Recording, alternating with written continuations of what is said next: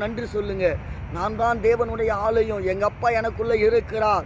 என் வாழ்வு காலம் எங்க அப்பாவினுடைய கரத்தில் இருக்கிறது. நான் இந்த பூமியிலே பிறந்தது முதல் இந்நாள் வரையிலும் என்னை பராமரித்து வந்த தேவன் இன்னுமா என்னை நடத்துவார், இன்னுமா என்னை ஆசீர்வதிப்பார், இன்னுமா என் வாழ்க்கையை புடமிடுவார், இன்னுமா என்னை எல்லாருடைய கண்களுக்கு முன்பாக சாட்சியாய் வாழ வைப்பார்னு நீங்க சொல்லும் பொழுதுதான் கர்த்தர் உங்களிடத்திலே பெரிய காரியத்தை செய்வார். வேதாதானே சொல்லுது, ஆராய்ந்து முடியாத பெரிய காரியங்களை செய்கிறார்னு. நீங்க ஆண்டவருடைய ஆலயம்னு உணர்ந்து வாழுங்க. ஆண்டவர் உங்க கூட இருக்கிறார் என்கிற அந்த நம்பிக்கையோடு வாழுங்க. நீங்க தான் தேவனுக்கு ஆலயமா இருக்கிறபடினால உங்க இருதயம் எப்போதுமே பரிசுத்தமா இருக்கணும். இந்த கடைசி காலத்துல கர்த்தரை துதிக்கிற துதி வீரனா நீங்க மாறினா போதும்.